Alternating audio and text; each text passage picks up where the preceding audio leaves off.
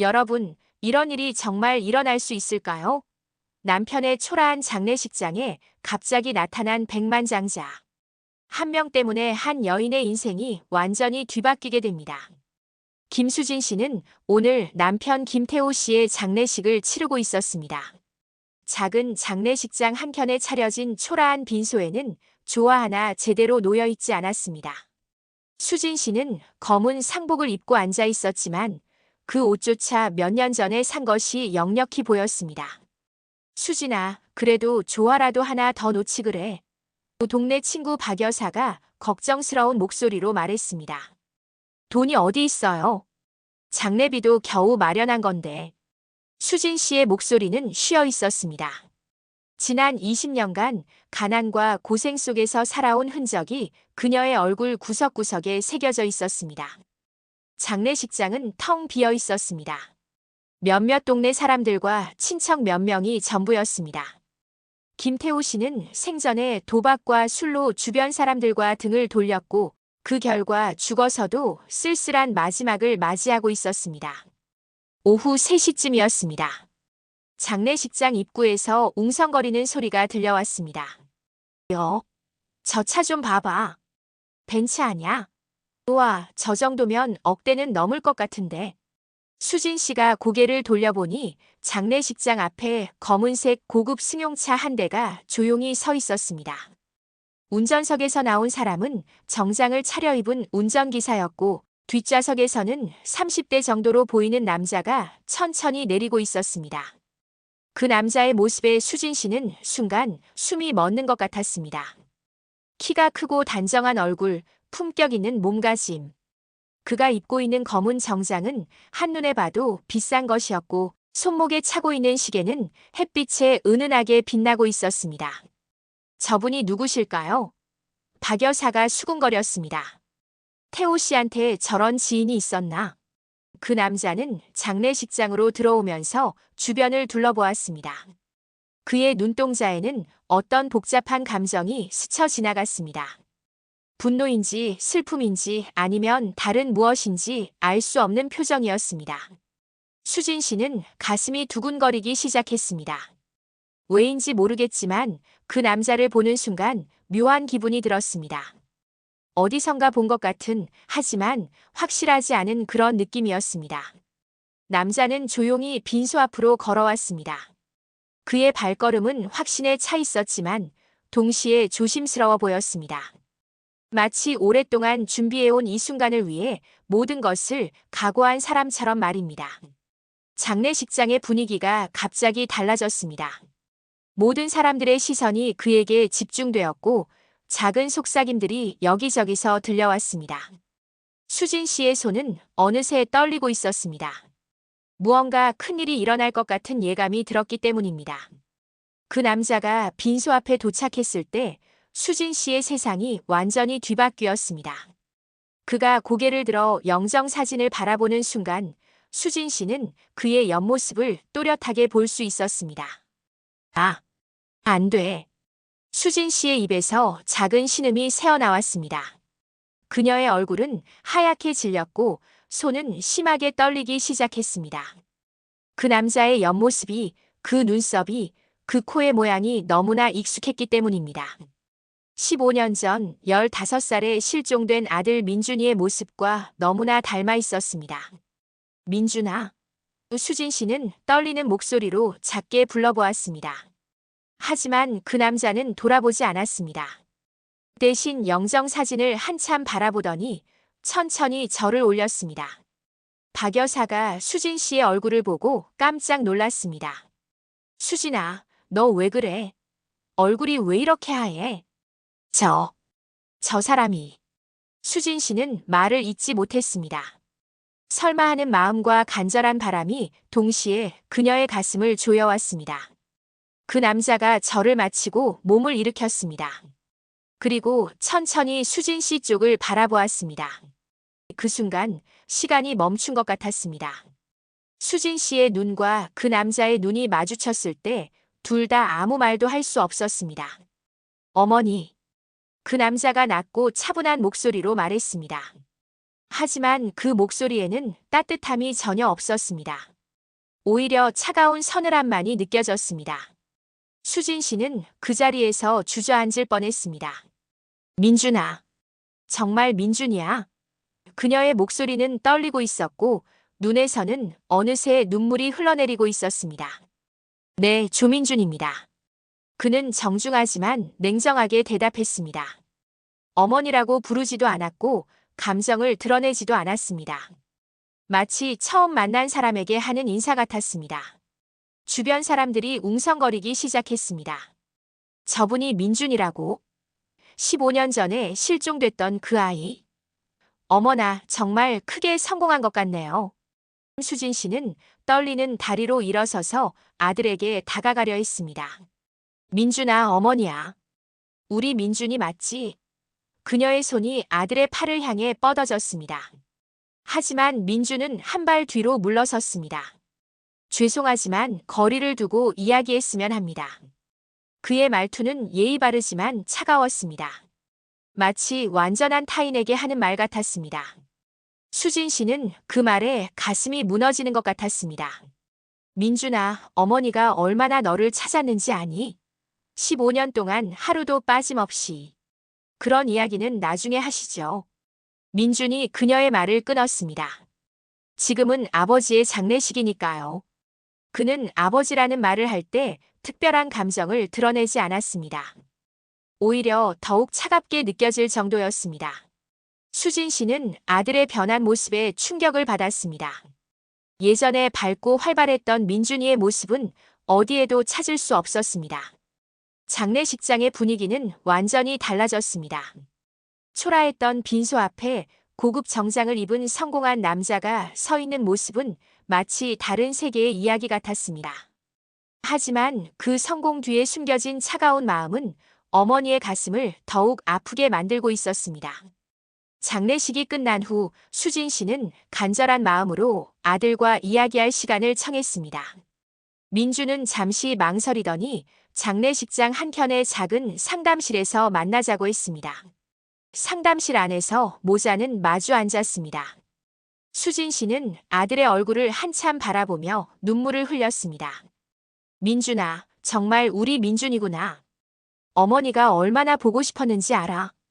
하지만 민준의 표정은 여전히 차가웠습니다. 보고 싶었다면 왜 찾지 않으셨죠? 그의 목소리에는 원망이 가득했습니다. 수진 씨는 그 말에 가슴이 무너졌습니다. 찾았어. 미치도록 찾았어. 경찰서에도 수없이 갔고 전단지도 수천 장 붙였어. 점쟁이도 찾아가고 절에서 기도도 얼마나 했는지 모른다. 그래서요? 민준이 냉정하게 반문했습니다. 결국 찾지 못하셨잖아요. 15년 동안 저는 어머니가 저를 포기했다고 생각했습니다. 수진 씨의 눈에서 눈물이 줄줄 흘러내렸습니다. 포기? 어떻게 내가 너를 포기해?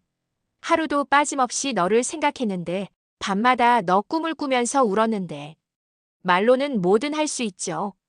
민준이 차갑게 대답했습니다. 하지만 현실은 달랐어요. 저는 15년 동안 혼자 살아왔습니다. 다행히 좋은 분을 만나서 지금까지 살 수 있었지만요. 수진 씨는 아들의 손을 잡으려고 했습니다. 민준아, 제발 어머니 말 좀 들어봐. 정말 너를 찾기 위해 모든 걸 다 했어. 집도 팔고 빚도 내고. 하지만 민준은 손을 뿌리쳤습니다. 그만하세요. 이미 늦었어요. 그는 자리에서 일어서며 말했습니다. 아버지 장례식에 온 것도 마지막 인사를 하기 위해서였습니다. 마지막 인사?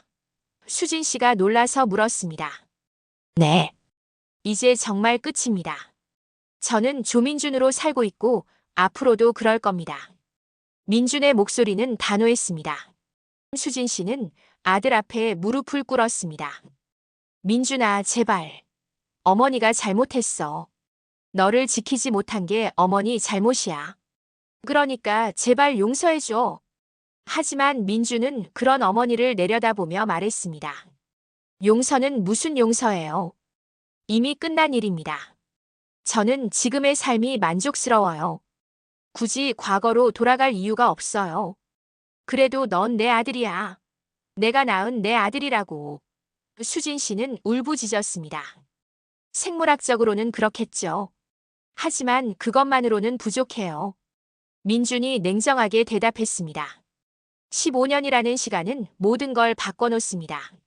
저는 이미 다른 사람이 됐어요. 민주는 주머니에서 명함 하나를 꺼내 테이블 위에 놓았습니다.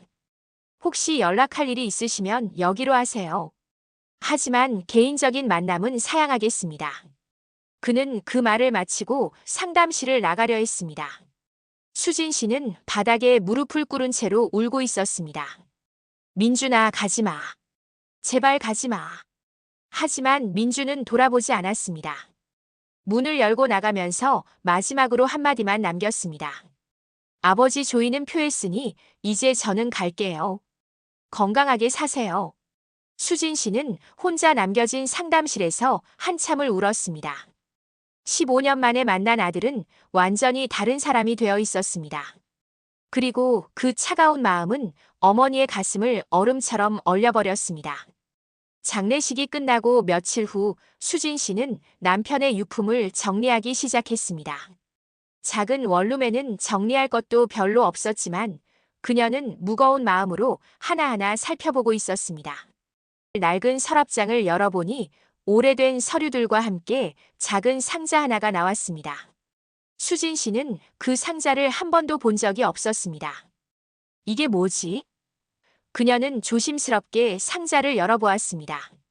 상자 안에는 낡은 사진 몇 장과 편지 몇 통이 들어 있었습니다.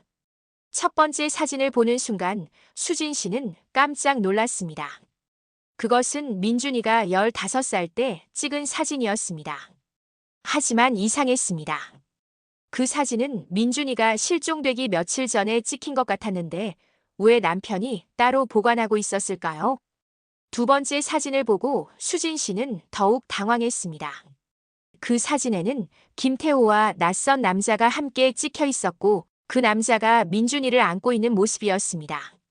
민준이는 잠들어 있는 것 같았고 표정이 평소와 달리 힘없어 보였습니다. 이게 도대체 뭐야? 수진 씨의 손이 떨리기 시작했습니다. 사진 뒷면에는 날짜가 적혀 있었습니다.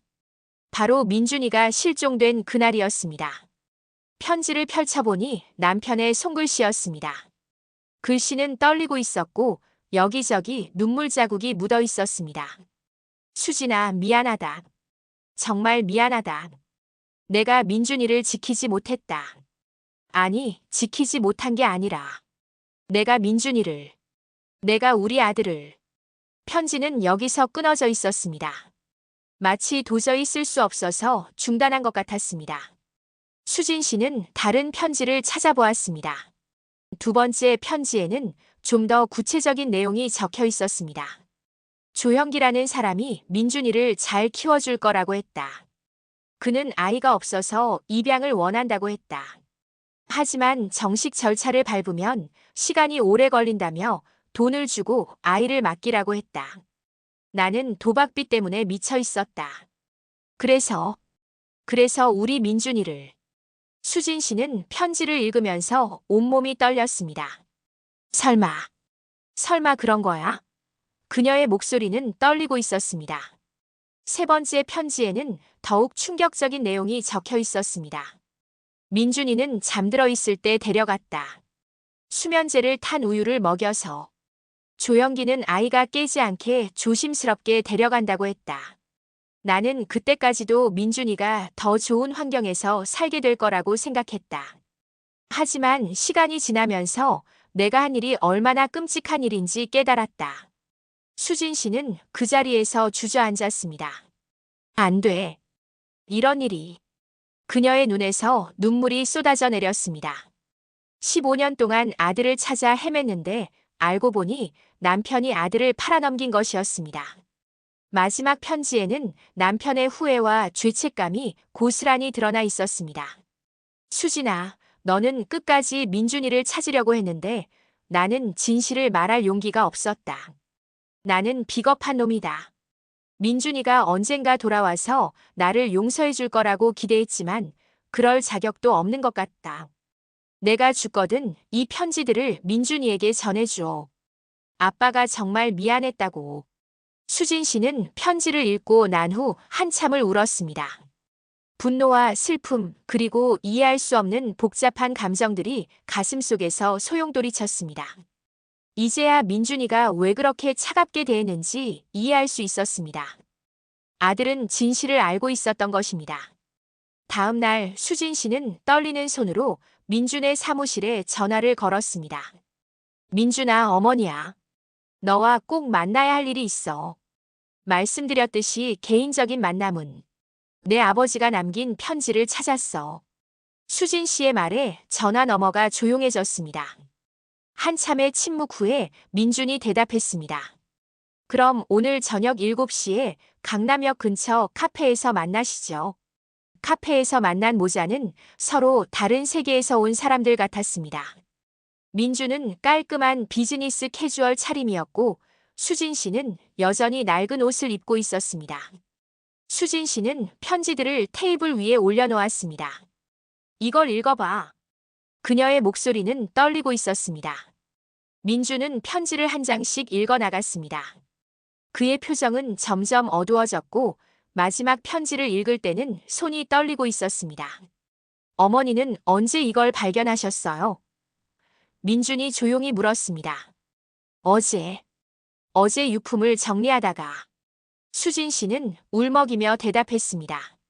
민준아, 어머니는 정말 몰랐어. 내 아버지가 그런 짓을 했는지 전혀 몰랐어. 민준의 눈에서 눈물이 흘러내렸습니다. 15년 만에 처음 보이는 감정이었습니다. 저는 어머니도 알고 있다고 생각했어요. 뭐라고? 수진 씨가 깜짝 놀라서 소리쳤습니다. 양아버지가, 조영기 아버지가 말씀하셨어요. 부모가 모두 동의해서 저를 맡긴 거라고. 민준의 목소리가 떨렸습니다. 수진 씨는 그 말에 가슴이 무너지는 것 같았습니다. 그런 말을 했다고? 내가 언제 동의했다고? 15년 동안 그렇게 믿고 살았어요. 민준이 눈물을 닦으며 말했습니다. 어머니가 저를 버렸다고, 가난해서 키울 수 없어서 저를 포기했다고. 수진 씨는 테이블을 사이에 두고 아들의 손을 잡았습니다. 이번에는 민준이 손을 뿌리치지 않았습니다. 민준아, 어머니는 절대로 너를 포기한 적이 없어. 하루도 빠짐없이 너를 찾았어. 그럼 정말 어머니는 모르셨던 거예요? 민준의 목소리에 희망이 스며들기 시작했습니다. 몰랐어. 정말 몰랐어. 수진 씨가 울부짖었습니다. 내 아버지가 그런 끔찍한 짓을 했는지 전혀 몰랐어. 만약 알았다면 당장 경찰에 신고했을 거야. 민준은 한참 동안 아무 말도 하지 못했습니다. 15년간 품고 살았던 원망과 분노가 순식간에 무너져 내리는 것 같았습니다. 조영기 아버지는 좋은 분이세요. 민준이 조심스럽게 말했습니다. 저를 정말 친아들처럼 키워주셨어요. 하지만 저는 항상 친부모에 대한 원망을 품고 살았어요. 수진 씨는 아들의 손을 더 꽉 잡았습니다. 미안해, 민준아. 어머니가 너를 지키지 못해서 미안해. 내 아버지를 믿었던 것도 미안하고. 이제 진실을 알았으니까 괜찮아요. 민준이 작은 목소리로 말했습니다.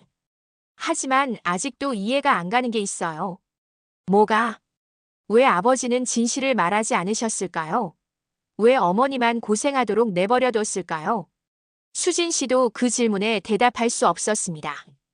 남편의 비겁함과 이기심이 만든 비극이었습니다. 15년이라는 긴 시간 동안 모자를 갈라놓은 것은 바로 그 거짓말이었습니다. 민준아. 수진 씨가 조심스럽게 말했습니다. 이제 우리 다시 시작할 수 있을까? 민준은 답을 주저했습니다. 15년의 시간은 쉽게 지울 수 있는 것이 아니었습니다. 하지만 진실을 알고 나니 마음 한구석에서 따뜻한 무언가가 스멀스멀 올라오는 것을 느낄 수 있었습니다. 며칠 후 민준은 어머니가 살고 있는 작은 원룸을 찾아갔습니다. 낡은 건물의 3층, 엘리베이터도 없는 좁은 계단을 올라가면서 그는 복잡한 심정이었습니다. 민준아 왔구나. 수진 씨는 아들을 보자 얼굴이 환해졌습니다. 좁은 곳이지만 들어와. 방 안에 들어서자 민주는 깜짝 놀랐습니다. 벽 한쪽 전체가 자신의 사진으로 도배되어 있었습니다. 어린 시절 사진부터 실종 전까지의 모든 사진들이 빼곡히 붙어 있었습니다. 이게 뭐예요? 민준이 물었습니다. 너를 잊지 않기 위해서. 수진 씨가 부끄러운 듯 말했습니다. 매일 아침 일어나서 내 사진을 보고 잠들기 전에도 내 사진을 봤어. 이 사진 옆에는 낡은 일기장이 놓여 있었습니다. 수진 씨는 그것을 집어들며 말했습니다. 이건 너를 찾기 위해 쓴 일기야. 매일매일 어디를 갔는지, 누구를 만났는지 다 기록해놨어. 민준이 일기장을 펼쳐보니 정말로 빼곡한 글씨로 채워져 있었습니다. 2010년 3월 15일. 오늘도 지하철역에서 전단지를 나눠줬다. 500장을 준비했는데 다 떨어졌다. 한 아주머니가 민준이와 비슷한 아이를 봤다고 해서 그곳까지 가봤지만 다른 아이였다. 2010년 4월 3일. 경찰서에 또 갔다. 담당 형사님이 힘들어하시는 게 보여서 미안했지만 포기할 수는 없었다. 민준이는 분명히 어딘가에 있을 거다. 민준은 일기를 읽으면서 가슴이 뜨거워지는 것을 느꼈습니다. 어머니가 정말로 자신을 찾기 위해 모든 노력을 다했다는 것을 알 수 있었습니다. 어머니. 민준의 목소리가 떨렸습니다. 수진 씨는 서랍에서 두꺼운 파일 하나를 꺼냈습니다. 이건 전단지 원본들이야. 15년 동안 만든 게 여기 다 있어. 파일을 열어보니 정말로 수많은 전단지들이 들어있었습니다. 실종 아동 찾습니다. 우리 민준이를 찾아주세요. 같은 문구들과 함께 민준의 사진이 인쇄되어 있었습니다. 전단지만 몇만 장을 만들었는지 몰라. 복사비만 해도 몇백만 원은 들었을 거야. 수진 씨가 말했습니다.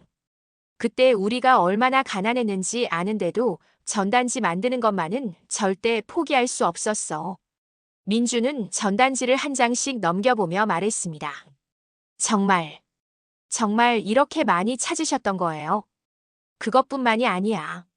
수진 씨는 또 다른 상자를 꺼냈습니다. 여기 봐. 이건 점집에서 받은 부적들이야. 상자 안에는 수십 개의 부적이 들어있었습니다. 모두 민준이의 무사함과 귀환을 기원하는 내용이었습니다. 미신이라는 거 알지만 그래도 혹시나 해서. 수진 씨가 부끄러워하며 말했습니다. 절에도 얼마나 많이 갔는지 몰라. 기도도 수천 번은 했을 거야. 민준의 눈에 눈물이 고였습니다. 어머니. 그리고 이것도 봐. 수진 씨는 작은 통장을 꺼냈습니다. 이건 너를 위해 모은 돈이야.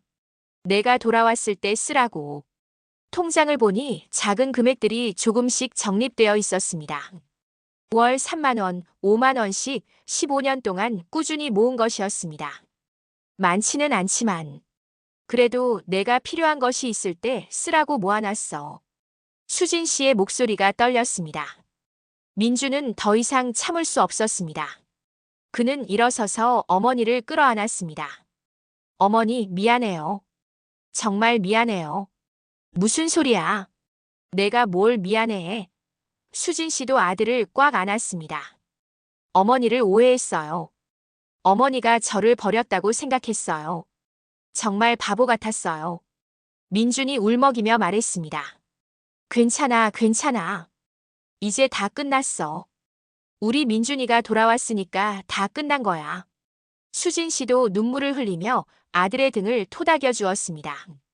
그 순간 15년의 시간이 한순간에 녹아내리는 것 같았습니다. 어머니의 사랑은 변하지 않았고 아들에 대한 그리움도 한순간도 멈춘 적이 없었습니다. 다음 주 민주는 양아버지 조영기 씨와 함께 수진 씨를 찾아왔습니다. 조영기 씨는 60대의 단정한 신사였고 얼굴에는 미안함과 안쓰러움이 가득했습니다. 수진 씨, 정말 죄송합니다. 조영기 씨가 깊이 고개를 숙였습니다. 15년 동안 얼마나 고생하셨을지. 수진 씨는 당황했습니다. 아니에요. 민준이를 잘 키워주셔서 감사합니다. 아닙니다. 저는 진실을 알고 있었어야 했습니다. 조영기 씨의 목소리가 무거웠습니다. 김태호 씨가 거짓말을 했다는 것을 알았어야 했어요. 민준이 물었습니다. 아버지, 무슨 말씀이세요? 조영기 씨는 깊은 한숨을 쉬며 말을 시작했습니다. 사실 저는 처음부터 뭔가 이상하다고 생각했어요. 김태호 씨가 너무 급하게 아이를 보내려고 했거든요. 어떻게 급하게요? 수진 씨가 물었습니다. 보통 입양은 시간이 오래 걸려요. 서류도 많이 필요하고 상담도 여러 번 해야 하고. 그런데 김태호 씨는 그런 절차 없이 바로 아이를 보내겠다고 했어요. 조영기 씨는 계속해서 그날의 상황을 설명했습니다. 그리고 아이를 데려올 때도 이상했어요. 민준이는 깊이 잠들어 있었고 김태호 씨는 계속 서둘러 했어요. 마치 누군가에게 들킬까봐 무서워하는 것 같았어요. 수진 씨의 얼굴이 굳어졌습니다. 그럼 그때부터 이상하다고 생각하셨던 거예요? 네. 하지만 김태호 씨가 부인도 동의했다고 계속 말하더라고요. 경제적으로 어려워서 아이를 더 좋은 환경에서 키우고 싶어 한다고. 조영기 씨가 고개를 숙였습니다. 민준이 놀라서 물었습니다. 그럼 아버지는 언제부터 진실을 아셨어요? 몇 년 후에 우연히 알게 됐어요. 신문에서 실종 아동 찾기 기사를 봤는데 거기에 내 사진이 나와 있었어요. 그때야 김태호 씨가 거짓말을 했다는 걸 깨달았죠. 수진 씨가 분노에 차서 물었습니다. 그럼 왜 그때 연락하지 않으셨어요? 저는 미치도록 민준이를 찾고 있었는데. 조영기 씨는 더욱 고개를 숙였습니다. 죄송합니다. 그때 민준이가 저를 아빠라고 부르고 있었어요. 행복해 보였고, 저도 민준이를 친아들처럼 사랑하고 있었거든요. 그래서 수진 씨의 목소리가 떨렸습니다. 이기적인 생각이었어요. 민준이를 보내기 싫었어요. 그리고 김태호 씨가 돈을 받고 아이를 넘겼다는 것을 말하면 제가 아이를 산 것처럼 보일까봐 두려웠어요. 민주는 충격을 받았습니다. 아버지가 저에게 거짓말을 한 거네요. 친부모가 모두 동의했다고 하셨는데. 미안하다, 민준아. 너를 지키고 싶어서 한 거짓말이었어. 조영기 씨의 눈에 눈물이 고였습니다. 하지만 그 때문에 내 친어머니가 15년 동안 고생한 걸 생각하면 수진 씨는 분노와 슬픔이 뒤섞인 표정이었습니다. 15년. 15년을 저는 헛되이 보낸 거네요. 정말 죄송합니다. 조영기 씨가 무릎을 꿇었습니다. 어떻게 용서를 구해야 할지 모르겠어요. 민준이 두 사람 사이에 서서 말했습니다. 이제 그만해요. 다 지난 일이에요. 중요한 건 이제 진실을 알았다는 거예요. 수진 씨는 한참을 생각하더니 조영기 씨를 일으켜 세웠습니다. 일어나세요. 민준이를 잘 키워주신 건 감사해요. 비록 방법이 잘못됐지만. 수진 씨. 하지만 이제는 정말 진실만 말해주세요. 더 이상 거짓말은 없어야 해요. 수진 씨의 목소리는 단호했습니다. 조영기 씨가 고개를 끄덕였습니다. 네, 약속드립니다. 그리고 민준이가 원한다면 언제든지 어머니와 함께 살 수 있도록 하겠습니다. 민준이 두 사람을 바라보며 말했습니다. 저는 두 분 모두 소중해요. 이제는 진짜 가족이 된 거죠. 그 말에 세 사람의 눈에서 동시에 눈물이 흘러내렸습니다. 오랜 거짓말과 오해로 얽힌 실타래가 마침내 풀리는 순간이었습니다. 6개월 후 수진 씨는 새로운 집으로 이사를 했습니다. 민준이와 조영기 씨가 마련해준 깔끔한 투룸 아파트였습니다. 이제 더 이상 좁은 원룸에서 살 필요가 없었습니다. 어머니, 이사 준비는 다 됐어요. 민준이 들어오며 물었습니다. 예전의 차가운 모습은 찾아볼 수 없었고 따뜻한 아들의 모습이었습니다. 응, 거의 다 됐어. 수진 씨는 마지막 짐을 정리하며 말했습니다. 정말 꿈만 같다. 우리 민준이가 돌아와서. 민준은 어머니를 도와 짐을 옮기며 말했습니다. 어머니, 앞으로는 절대로 혼자 사시면 안 돼요. 제가 자주 올게요. 너도 바쁠 텐데. 어머니보다 중요한 일은 없어요. 민준이 단호하게 말했습니다. 새 집에 도착하자 조영기 씨가 기다리고 있었습니다. 그의 손에는 큰 꽃다발이 들려 있었습니다. 수진 씨, 새 집 축하드려요. 조영기 씨가 꽃다발을 건네며 말했습니다. 고맙습니다. 정말 너무 잘해주셔서. 수진 씨가 고마워했습니다. 지난 6개월 동안 조영기 씨는 진심으로 사과하며 수진 씨를 도왔습니다. 생활비를 지원해주고 병원비도 대신 내주며 자신의 잘못을 조금이라도 갚으려고 노력했습니다. 이제 정말 새로운 시작이네요. 민준이 감회 깊게 말했습니다. 수진 씨는 새 집을 둘러보며 감격했습니다. 깨끗한 방, 넓은 거실, 그리고 무엇보다 아들과 함께할 수 있는 공간이 있다는 것이 너무나 행복했습니다. 민준아, 어머니가 한 가지 부탁이 있어. 수진 씨가 조심스럽게 말했습니다. 뭐든지 말씀하세요. 내 아버지. 김태호 무덤에 같이 가지 않을래?